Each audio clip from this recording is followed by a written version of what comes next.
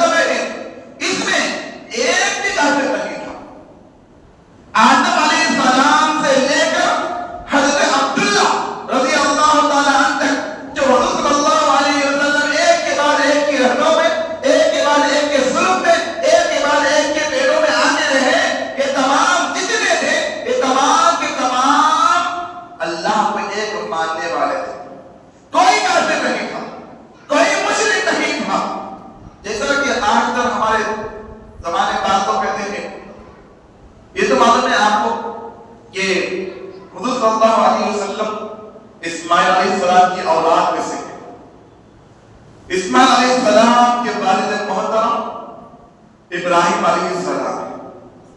اگر ابراہیم علیہ السلام کے والد کے بارے میں پوچھا جائے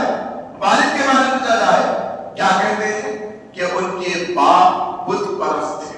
یہ بات ہمیں سننے میں آتی ہے. حالانکہ ابراہیم علیہ السلام کے باپ آدم نہیں تھے. ان کے والد کا نام حضرت تار تھا. تار روایتوں میں ہے. اس لیے کہ اللہ تبارک و تعالیٰ قرآن میں جتنے ارشاد فرمایا وَتُقَلُّبَكَ فِي السَّاجِدِينَ، اے نبی محترم صلی اللہ علیہ وسلم ہم نے آپ کو سجدہ کرنے والوں میں الٹ پلٹ کیا ہے. یعنی ایک سجدہ کرنے والوں سے دوسرے سجدہ کرنے والوں میں، دوسرے سے تیسرے سے چوتھے، یہاں تک کہ آپ حضرت عبداللہ رضی اللہ تعالیٰ کے پاس آ گئے. وہاں سے بی بی آمنہ سے اللہ کے بعد پر نور آیا، وہاں سے یہ نور واپس آیا. تو پتہ یہ چلا ہمارے رب کے آقا جناب محمد رسول اللہ صلی اللہ علیہ وسلم جتنے لوگوں میں، جتنے انصار میں آئے تشریف لائے، اس میں سے ایک بھی کافر نہیں تھا، مشرک نہیں تھا. پھر ابراہیم علیہ السلام کے جو والد آشر جو بولا جاتا ہے وہ والد نہیں ہے بلکہ آذر ابراہیم علیہ السلام کے چچا تھے.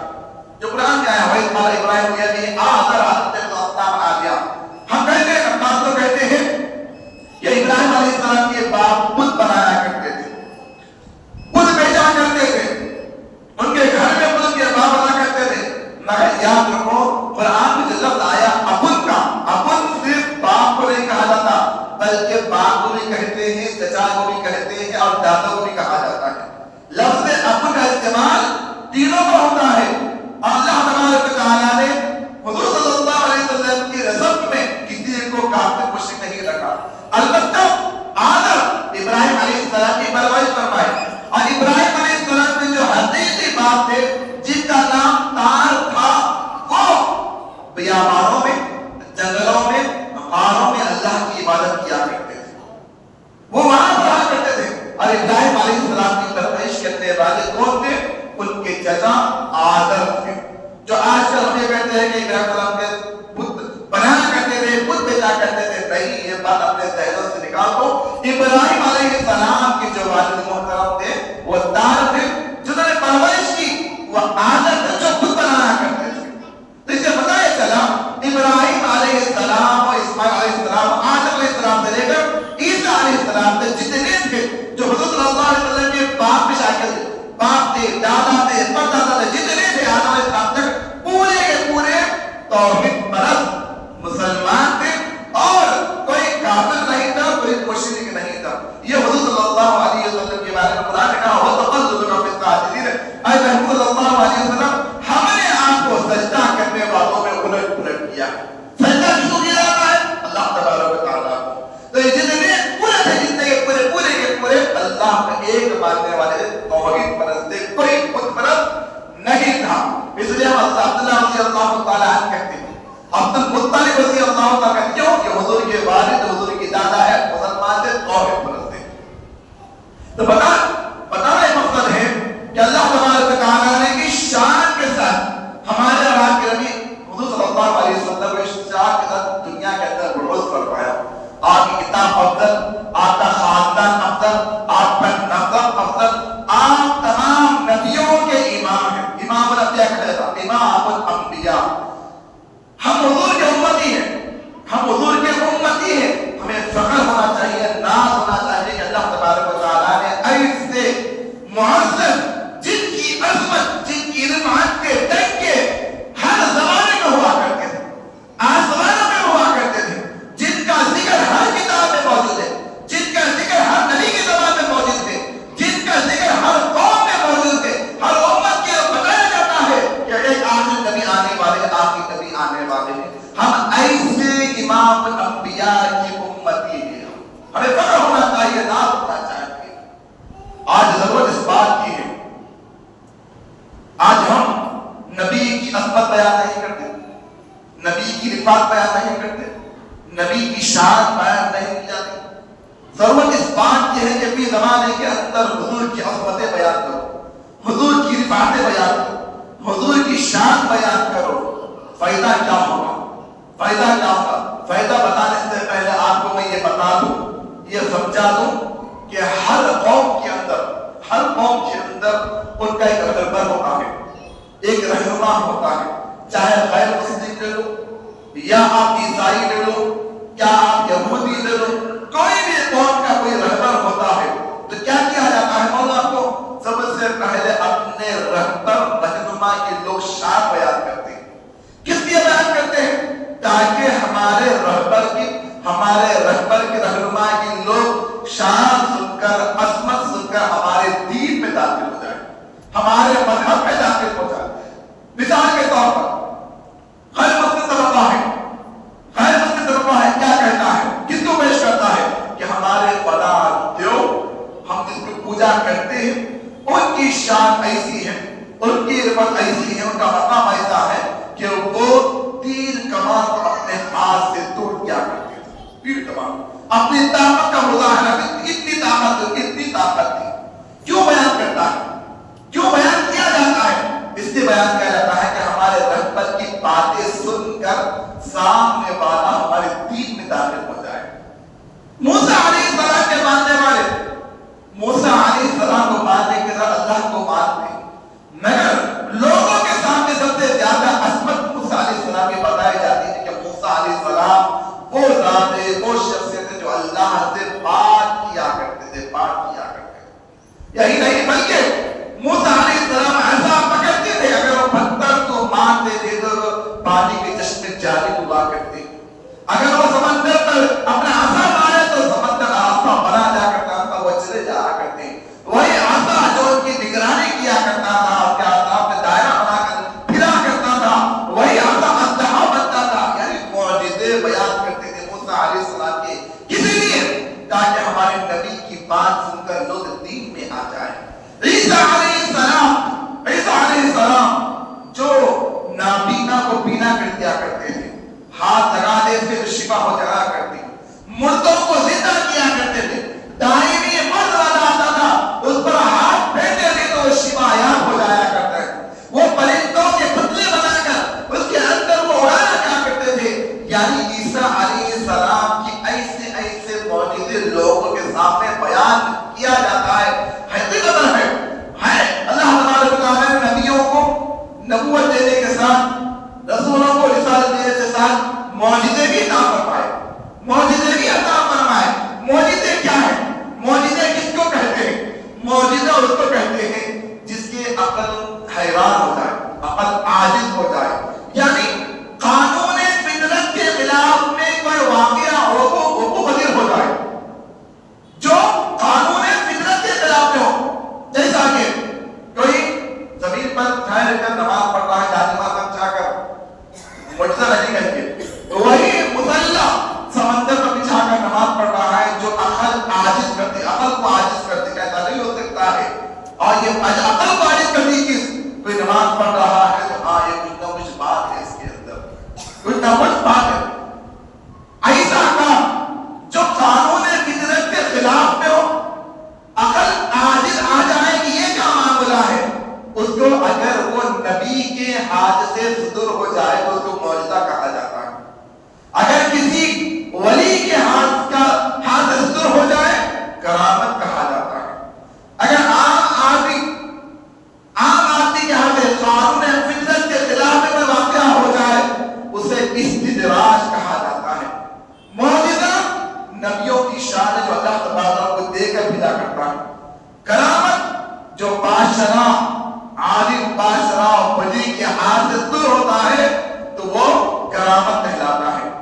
ایک بے نمازی ہے، بے عمل ہے، بے شرع ہے، اس میں کوئی واقعہ وقوع نہیں ہوتا ہے جو عقلوں کے خلاف میں، قانون فطرت کے خلاف میں، اس کو استدراج کہا جاتا ہے۔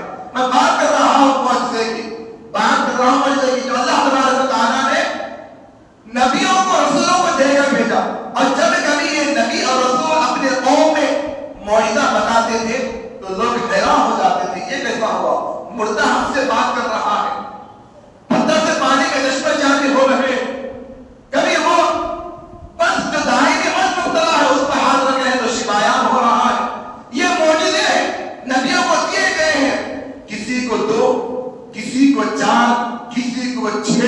قربان جائیے ہمارے آپ کے آقا جناب محمد رسول اللہ صلی اللہ علیہ وسلم اللہ تبارک و تعالیٰ نے آپ صلی اللہ علیہ وسلم کو انگت معجزے عنایت فرمائے، انگت معجزے عنایت فرمائے، ایک نہیں دو نہیں بلکہ میں یہ کہوں گا اگر عیسیٰ کو موسیٰ کو دیگر نبیوں کو کوئی معجزہ ملا تو میرے نبی کے صدقے میں ملا ہے، میرے نبی کے صدقے میں ملا ہے، نبوت ملی، رسالت ملی، حکمت ملی، کتاب ملی، جو بھی ملا ہے میرے نبی کے صدقے سے ملا ہے، کیونکہ اللہ نے فرمایا جو کچھ وجود میں آیا ہے محمد تمہارے لیے بنایا گیا ہے، زمین بھی تمہارے لیے، آسمان بھی تمہارے لیے، ستارے بھی تمہارے لیے، چاند بھی تمہارے، سب تمہارے لیے ہیں، سب تمہارے لیے ہیں۔ تو نبوت ملی، رسالت ملی، معجزے ملے تو میرے نبی کے صدقے ملے۔ تو میں بتانا چاہتا آپ کو کہ لوگ اپنے اپنے رہبر، اپنے اپنے رہنما کے معجزے، ان کے جو عقل کو جذب کرنے والی چیزیں لوگوں کو بیان کرتے ہیں تاکہ لوگ ان کے مذہب میں داخل ہو جائیں، ان کے دین میں داخل ہو جائے۔ اب میں مسلمانوں سے پوچھتا ہوں کہ مسلمان کو کس وقت میں اپنے نبی کی شان بیان فرمائی، کس وقت اپنے نبی کے معجزے لوگوں کے سامنے بیان فرمائی، کس وقت اپنے مسلمان اپنے نبی کی رفعت شان عظمت مسلمان کبھی کسی قوم کے سامنے بیان فرمائی؟ مسلمان کو خود نہیں معلوم ہے کہ ان کے نبی کا مقام کیا ہے، ان کے نبی کی شان کیا ہے، ان کی نبی کی عظمت کیا ہے۔ جب ایک شخص کہتا ہے کہ فلاں نے اپنے طاقت کے بلبوتے پر ایک کمان کو توڑ دیا ہے تو لوگ عقل کے حیران ہو گئے، یہ کیسا ہو گیا، اتنی طاقت کہاں سے آ گئی؟ ایک مرتبہ ایک نظر اپنے نبی پر بھی ڈالو، وہ امام الانبیاء، وہ سردار انبیاء مکہ کی زمین پر ٹھہر کر انگلی کے اشارے سے چاند کے دو ٹکڑے کر دیتے، چاند کے دو ٹکڑے کرتے ہیں اشارے سے۔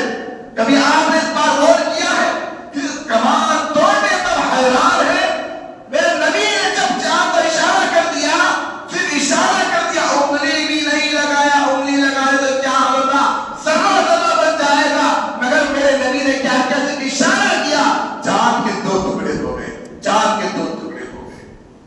اب آپ موسیٰ علیہ السلام کی بات، موسیٰ علیہ السلام کے حوالے ان کے جاننے والے، ان کے ماننے والے کیا کہتے ہیں اپنے نبی کے بارے میں کہ انہوں نے پتھر پر عصا مارا تو پانی کے چشمے جاری ہو گئے، 12 چشمے جاری ہو گئے تو قوم حیران ہو جاتی ہے۔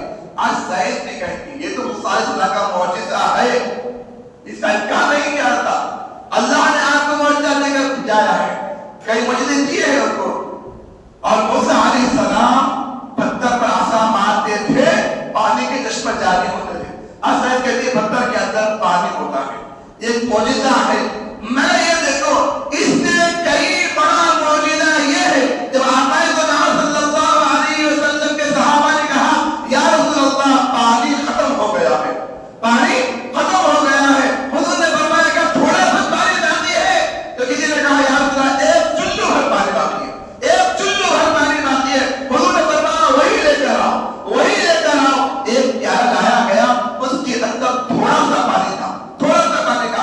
آقا صلی اللہ علیہ وسلم نے اس پانی کے اندر اپنے دونوں انگلیوں کو ڈبو دیا، جیسے ڈبو دیا پانی کے چشمے جاری ہو گئے، پانی کے چشمے جاری ہو گئے۔ 100 نہیں 200 نہیں 1400 صحابہ کرام نے اس پانی کو پیا بھی، اپنے مشکلوں میں بھر بھی دیا، سیراب بھی ہوئے، مگر جیسے کیسا پانی جاری تھا اس کے اندر۔ اب بتاؤ کہ اب پتھر میں سے پانی نکالنا بڑا معجزہ ہے یا انگلیوں میں سے پانی نکالنے سے بڑا معجزہ ہے؟ ماننا پڑے گا پتھر میں سے پانی نکلتا ہے۔ بتاؤ انگلی کاٹ کر کے تمہارے انگلی سے پانی نکلتا ہے، مگر میرے نبی کی شان دیکھیے آپ، جب ایک تھوڑے سے پانی کے اندر آپ میں نے انگلی ڈبو دیا، پانی کے چشمے جاری ہو گئے، پانی کے چشمے جاری ہو گئے۔ اب بتاؤ یہ معجزہ بڑا ہے یا یہ معجزہ بڑا ہے؟ معلوم ہوگا ہمارے نبی آقا جہاں صلی اللہ علیہ وسلم کا معجزہ سب سے بڑا معجزہ ہے، پانی کے آگے انگلیوں سے پانی کے جسم جاری ہو جانا۔ ایسے انگت ایک نہیں دو نہیں، ایسے انگت معجزے حضور صلی اللہ علیہ وسلم سے صدور ہوئے، مگر ہم نہیں جانتے، ہم نہیں جانتے، نہ لوگوں کو بیان کرتے، مگر دوسری قوم کے لوگ، دوسرے ادیان کے لوگ اپنے رہبر، اپنے رہنما کے واقعات کو، معجزوں کو پکڑ کے تاکہ لوگ ان کے دین، ان کے مذہب میں داخل ہو جائے۔ اب اور عیسیٰ علیہ السلام کے بارے میں، عیسیٰ علیہ السلام کے لوگ کیا کہتے ہیں؟ عیسائی اپنے لوگوں کو، اپنے قوم کو کیا علیہ السلام مردوں کو زندہ کیا کرتے تھے، یعنی جس کے اندر روح تھی چلے گئی، پھر دوبارہ عیسیٰ علیہ السلام اس روح کو اس کے جسم میں ڈال کر اسے بات کیا کرتے تھے، اس کو زندہ کرتے تھے۔ یہ عیسیٰ علیہ السلام کا معجزہ ہے، یہ عیسیٰ علیہ السلام کا معجزہ ہے۔ اب آؤ امام الانبیاء، سردار الانبیاء، نور مجسم، تاجدار مدینہ صلی اللہ علیہ وسلم کا معجزہ اس کے مقابل کے اندر، وہ تو عیسیٰ علیہ السلام کا معجزہ تھا، یقیناً ہمارا اس کے اوپر ایمان ہے۔ جتنے انبیاء نے معجزے بتائے ہیں وہ تمام انبیاء کے معجزوں پر ہمارا ایمان ہے۔ ذرا یہ بھی دیکھو ان معجزوں میں ہمارے نبی کا معجزہ سب سے اعلیٰ و اعلیٰ کیسا ہے؟ جب آپ صلی اللہ علیہ وسلم کے پاس ابو جہل آیا، ابو جہل آیا، آ کر کہا اگر آپ رسول ہیں تو بتاؤ کہ میری مٹھی کے اندر کیا ہے، میری مٹھی میں کیا ہے وہ بتا دو۔ آقا جہاں صلی اللہ علیہ وسلم نے ارشاد فرمایا اے ابو جہل میں تو بتا دوں گا، میں تو بتا دوں گا، کیا اس کے بعد تم ایمان ڈالے گا؟ اس نے کہا ایمان ڈالوں گا، اس کے بعد میں ایمان ڈالوں گا۔ اس کے بعد حضور نے فرمایا اب یہ بتا کیا میں بتا دوں مٹھی کے اندر کیا ہے تیری، یا خود تیری مٹھی کے اندر جو چیز ہے وہ بتائے کہ میں کیا ہوں؟ تیرا مٹھی کے اندر جو چیز ہے وہ بتا دے کہ میں کیا ہوں۔ ابو جہل تو اور پریشان ہو گیا، میں تو ان سے ایک سوال کا اس سے اعلیٰ سوال کر رہے ہیں، جو چیز رکھی ہوئی ہے وہ گواہی دے کہ میں کون ہوں۔ ابو جہل نے کہا کہ ایسی بات تو بتا دیجیے، اسے سے کہلوا دیجیے، اسے سے کہلوا دیجیے کہ آپ کون ہیں۔ جیسے یہ کہنا تھا حضور صلی اللہ علیہ وسلم نے اشارہ کر دیا، جیسے اشارہ کرنا تھا ابو جہل کے ہاتھ میں مٹی کے اندر کنکریاں تھی، وہ کنکریاں گواہی دینے لگی اشہد ان لا الہ الا اللہ واشہد ان محمد رسول اللہ، میں گواہی دیتی ہوں کہ اللہ ایک ہے اور بے شک اللہ کے رسول ہے۔ کنکریاں کلمہ پڑھتی، کنکریاں کلمہ پڑھ کے رسول کی رسالت کی گواہی دیتی، اور وہ کنکریوں کو پھینک کر وہاں سے دوڑ کے لگا، بھاگ گیا، وہ ایمان نہیں لایا۔ اب بتاؤ تو صحیح، ایک کنکری جو کلمہ پڑھے، اب اس کے اندر روح کس نے ڈالی، اس کو زبان کس نے دی؟ آپ نے تو واقعہ سنا، کہیں وقت میں سنا آپ نے، کنکریوں نے کلمہ پڑھا، کنکریوں نے کلمہ پڑھا، کنکریوں نے رسول کی رسالت کی گواہی دی۔ ذرا آپ اس واقعے میں غور کریں، ایک طرف عیسیٰ علیہ السلام مردوں کو زندہ کرتے تھے، کس کو؟ جس کے اندر پہلے روح تھی چلے گئی، دوبارہ طلب کیے، ایک معجزہ ہے، مگر اس سے بڑا معجزہ میرے آقا جناب محمد رسول اللہ صلی اللہ علیہ وسلم کا ہے کہ آپ جن کنکریوں کو کلمہ پڑھائیں، کیا اس کے اندر پہلے سے روح تھی؟ نہیں تھی، مگر میرے آقا نے ان کنکریوں کے اندر روح ڈالی بھی، اپنا کلمہ بھی پڑھا دیا۔ یہ عیسیٰ علیہ السلام کے معجزے سے بڑا معجزہ ہے کہ کنکریوں سے کلمہ پڑھانا۔ یہ ہمارے نبی کی شان، ہمارے نبی کی عظمت، ہمارے نبی کی رفعت ہے۔ ان معجزوں کے ذریعے سے آپ حضور کی عظمت بیان کرتے ہوئے لوگوں کو بتائیں گے نا، آپ یقیناً لوگ آپ کے دین میں داخل ہو جائیں گے۔ دوسرے لوگ ایڑی چوٹی کا زور لگا رہے ہیں، جس کو پیش کر رہے ہیں اپنے رہبر کو، اپنے رہنما کو، ان کی صفات بیان کر رہے ہیں، ان کی عظمتیں بیان کر رہے ہیں، ان کی رفعتیں بیان کر رہے ہیں۔ واحد مسلمان ایک ایسا بدبخت ہے جو اپنے نبی کی عظمت کو بیان کرنے کے بجائے بدقسمتی سے بعض مسلمان نبی کی ذات کے اندر عیب نکالنا چاہتے ہیں، عیب نکالنا چاہتے ہیں۔ کس طریقے سے؟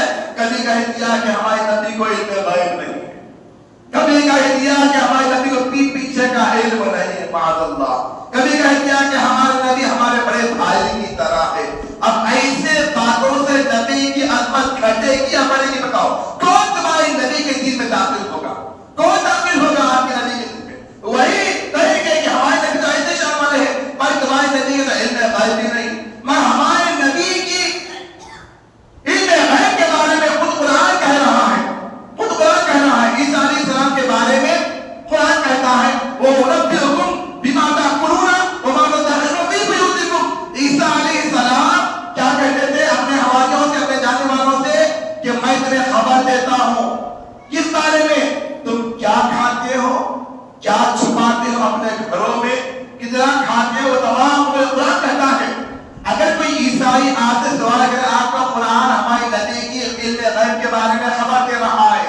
औनब्बिउकुम बिमा ताकुलून व मा तदब्बरून फी बुयूतिकुम। ईसाई तुम्हें कह दे, तुम्हारे कुरान से तुम्हें दलील दे दे, और तुम ये कहो कि हमारे नबी को इल्म गैब नहीं है, तो आप बताओ कि लोग तुम्हारे दीन में आएंगे कि ईसा अलैहिस्सलाम के दीन में आएंगे? हमारे नबी की शान वो है, हमारे नबी जो कुछ हो गया उसके खबरें भी बयान फरमाए, जो हो रहा है उसकी खबरें बयान फरमाए, जो होने वाला है सुबह क़यामत तक उसकी तमाम खबरें बयान फरमाती, तमाम खबरें। इसलिए हमारे नबी गैब का इल्म जानते हैं। ये भी याद रखो, नबी के माने ही गैब बताने वाला। नबी के माने क्या है? गैब की खबरें देने वाला। हमारे नबी गैब जानते थे। वो कोई और मतलब होगा जो ये कहे अपने नबी की शान से घटा दे, वो मुसलमान नहीं हो सकता, वो कामिल ईमान वाला नहीं हो सकता। नबी का गुलाम मुस्तफा हमेशा अपनी ज़बान से अपनी नबी की अज़मत बयान करता है, अपने नबी की शान बयान करता है, उनकी रिफ़ाअतें बयान करता है। अज़मत को घटाने वाला कामिल ईमान वाला नहीं होता, रिफ़ाअत बढ़ाने वाला होता। उसका ज़बान पर जब खुलती है तो अज़मत मुस्तफा के लिए खुलती है, उसकी ज़बान खुलती है तो रिफ़ाअत मुस्तफा के तराने गाते हुए निकलती है। कोई मुसलमान वो नहीं हो सकता जो अपने नबी की शान को घटा कर बयान करे। आप बता दो, हमारे आका जनाब मोहम्मद रसूलुल्लाह सल्लल्लाहु अलैहि वसल्लम की वो शान है, वो अज़मत है, जो अपने तो अपने गैर भी उनके बारे में, उनके अज़मत और रिफ़ाअत और शान के बारे में मानते हैं, कभी इज़हार नहीं करते, वो अलग बात है। हुजूर के ज़माने में एक यहूदी आया, आकर कहा अगर आप अल्लाह के रसूल हैं तो कोई मौजज़ा बता दीजिए, कोई मौजज़ा बता दीजिए, अगर आप मौजज़ा बता देंगे तो मैं आप पर ईमान ला दूंगा। हुजूर ने उससे पूछा क्या मौजज़ा चाहता है, क्या मौजज़ा चाहता है? ये बात कौन कर सकते हैं? जो कुछ भी कर सकता है वही कर सकता है। कौन सा मौजज़ा चाहता है? आसमान के ताल्लुक से, जमीन के ताल्लुक से, सूरज के ताल्लुक से, चांद के ताल्लुक से, हैवानात के ताल्लुक से, जमानात के ताल्लुक से, नबातात के ताल्लुक से, किस बारे में तू मौजज़ा चाहता है, बता तो सही। वो कहता है अगर आप अल्लाह के नबी हैं, रसूल हैं, एक दिन के अंदर जमीन से दरख्त को पैदा करके बता दो, एक दिन के अंदर बता दो तो मैं मान लूंगा कि आप अल्लाह के रसूल हैं। उस जमाने में खजूरों के दरख्त आम हुआ करते थे, तो हुजूर ने मान लिया ठीक है। सहाबा के साथ उस यहूदी को लेकर एक मकाम पर हुजूर सल्लल्लाहु अलैहि वसल्लम ने अपने दस्ते मुबारक से जमीन के अंदर एक बीज को डाल देते, उसको जमीन के बराबर कर देते और उसका पानी डालकर वापस आ जाते हैं। अब हर कोई इंतजार में किस बात का, कब सुबह होगी, इस मकाम पर एक दरख्त उगेगा, इस जमीन पर एक दरख्त उगेगा।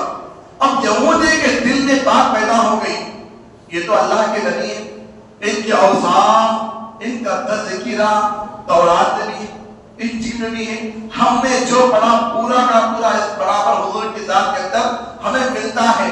अगर ये दरख्त उठ गया, अगर ये दरख्त उग कर आ गया, मुझे भी मुसलमान होना पड़ेगा। और कौम के जितने लोगों ने ये मौजज़ा देख लिया, वो तमाम के तमाम को चाहिए कि ईमान डाले। अब अपने आप को बचाना है, अपने कौम को बचाना है, तो लिहाजा जिस बीज को हुजूर ने जमीन के अंदर दफन कर दिया है उसको निकाल दिया जाए।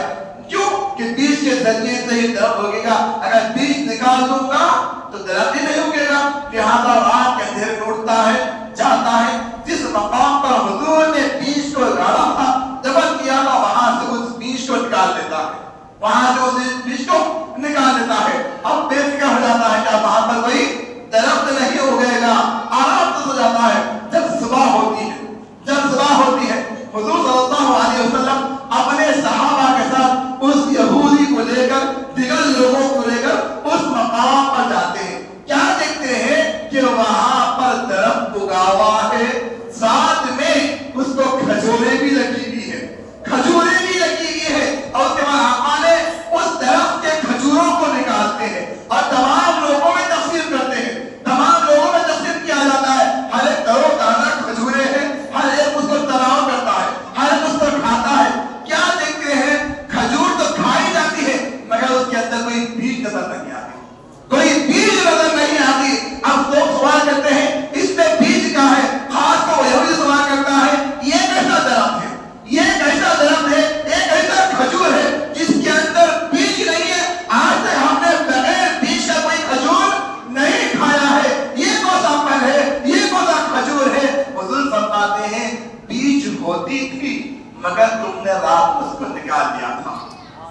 تم نے آنکھ میں اس کو نکال لیا، بچے کہاں سے بیج رہے گی؟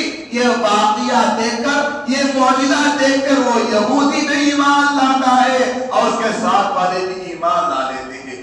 آج بھی جو لوگ عمرے کو گئے، حج گئے ہیں، آپ جاؤ مدینے کے بازاروں کے اندر بے دانہ کھجور ملتا ہے، آج بھی ملتا ہے بے دانہ کھجور۔ آپ تناول کرو، یہ نبی کا معجزہ ہے جو 1400 برس گزرنے کے بعد اب پتہ سوال پیدا ہوتا ہے کہ اب یہ تمہارا دوسرا درخت کیسا پیدا ہوا؟ ایک درخت تو تھا، دوسرا کیسا ہوا، تیسرا کیسا ہوا؟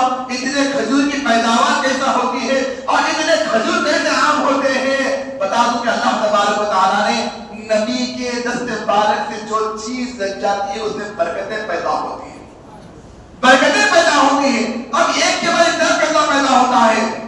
حالانکہ بیج کے ذریعے سے درخت اگتا ہے، مگر اللہ تبارک و تعالیٰ نے اس کے لیے ایسا انتظام فرما دیا، جس وقت میں اس درخت کے پتے گرتے ہیں وہ زمین کے اندر چلے جاتے ہیں، وہ پتے کے ذریعے سے ہی وہاں پر درخت پیدا ہوتا ہے۔ درخت ہی نہیں بلکہ اس درخت کو کھجوریں بھی لگتی ہیں۔ 1400 سال گزرنے کے باوجود نبی کا ایک معجزہ آج بھی موجود ہے، بے دانہ کھجور کے نام سے مدینے میں ملتی ہے۔ یہ تھے ہمارے نبی کی معجزات، انگن معجزات۔ اللہ تبارک و تعالیٰ نے ہمارے نبی کی بڑی شان بیان فرمائی، بڑی عظمت بیان فرمائی اور انگن معجزے دے کر نبی اکرم صلی اللہ علیہ وسلم کو اس دنیا کے اندر مبعوث فرمایا۔ آج ضرور اس بات کی ہے دیگر قوم کے لوگ اپنے رہبر رہنما کی، اپنے نبی اور رسول کی عظمتیں بیان کرتے ہیں۔ اے مسلمانوں تم کب بیان کرو گے؟ اے مسلمانوں تم اپنے نبی کی شان کب بیان کرو گے؟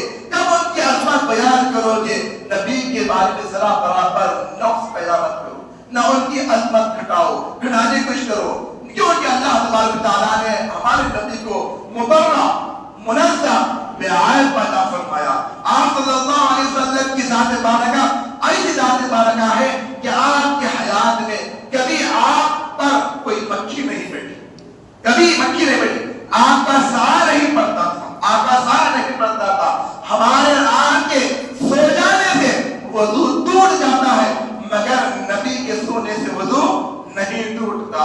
حضور نے فرمایا جیسے میں اپنی آنکھوں سے دیکھ رہا ہوں ویسے میں اپنے دل سے بھی دیکھتا ہوں، اپنے دل سے بھی دیکھتا ہوں۔ میری آنکھیں بند رہتی ہے مگر دل کی آنکھوں سے میں ہر چیز کا مطالعہ کرتا ہوں۔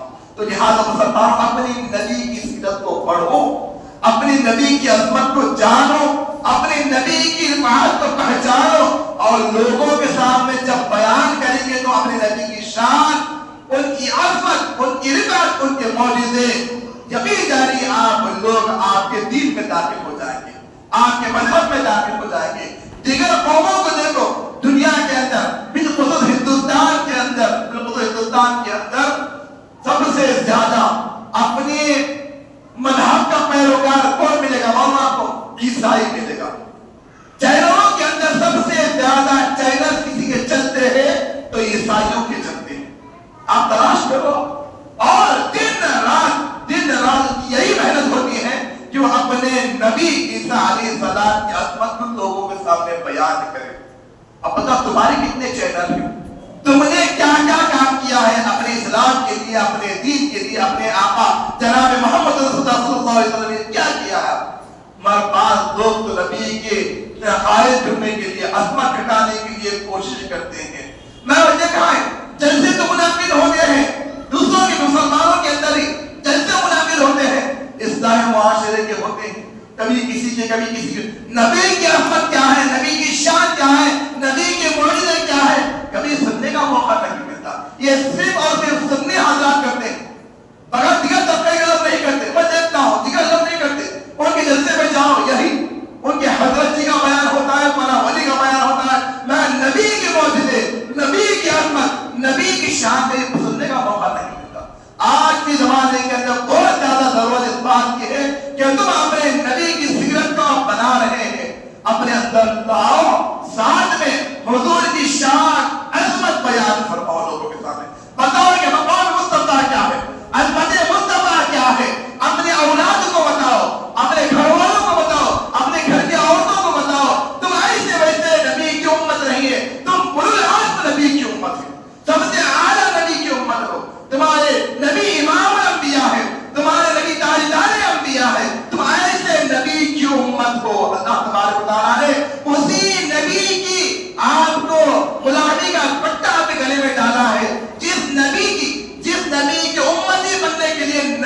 دعا کرتے تھے. جس نبی کی امتی بننے کے لیے نبی دعا کرتے تھے، ہمیں جو ملا ہے نا بن مانگے ملا ہے، بن مانگے ملا ہے. ہر نبی نے چاہت رکھی ہے اپنے دل میں، اے کاش کہ ہم امام الانبیاء کے امتی ہوتے، اے کاش کہ ہم امام الانبیاء کے امتی ہوتے. حالانکہ ان کو نبوت دی گئی، رسالت دی گئی، کتاب دی گئی، سب دینے کے باوجود دل میں خواہشہ پیدا ہوئی کہ اے کاش کہ ہم اس امام الانبیاء کے امتی ہوتے. تو اللہ تبارک و تعالیٰ نے تمام نبیوں میں سے صرف عیسیٰ علیہ السلام کی دعا کو قبول فرمایا. کس کی دعا کو؟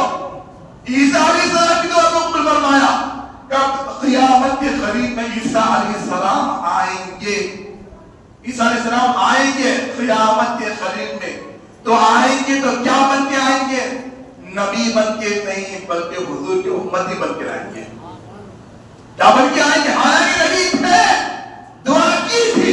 تو اللہ تبارک و تعالیٰ نے عیسیٰ علیہ السلام کو بھیجے گا خود قیامت کے وقت میں بحیثیت نبی نہیں بحیثیت امت محمد یہ منقرہ بھیجے گا. تو ایسے نبی کی ہم امت ہے جن کی امت ہونے کے لیے انبیاء دعا کرتے تھے. تو ہمارا کام کیسا ہونا چاہیے، ہماری کیسا ہمارا کردار ہونا چاہیے؟ ذرا غور کرو.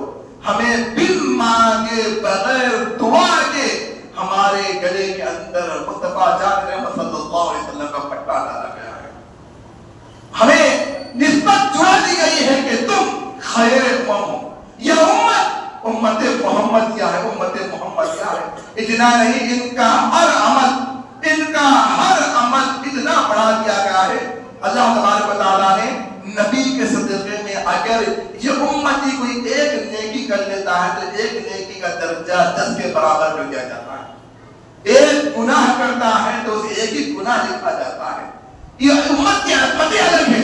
اور اللہ تبارک و تعالیٰ قیامت کے دن بھی تمام امتوں میں اس امت پر فخر فرمائے گا. نبی بھی اس امت پر فخر فرمائیں گے. تو اپنا مقام سمجھو، اپنی عظمت کو سمجھو. تمہیں مقام ملا، یہ عظمت ملی نبی کے صدقے ملا. تمہارا ایک کام بنتا ہے کہ اپنے نبی کے اسوا کو، اپنے نبی کی سنتوں کو، اپنے نبی کی عظمت اور رفعت کو اپنے اندر لاؤ اور حضور کے طریقے پر اتباع پر اپنے زندگی گزارو. اسی پہ تمہاری دنیا بھی کامیاب ہے، آخرت بھی کامیاب ہے. آخر میں اللہ تبارک و تعالیٰ سے دعا ہے، پروردگار عالم ہم تمام امت محمدیہ صلی اللہ علیہ وسلم کو آقا دو جہاں صلی اللہ علیہ وسلم سے سچی محبت کرنے کی توفیق عطا فرمائے. آپ کے بتائے ہوئے راستے پہ چلنے کی توفیق عطا فرمائے.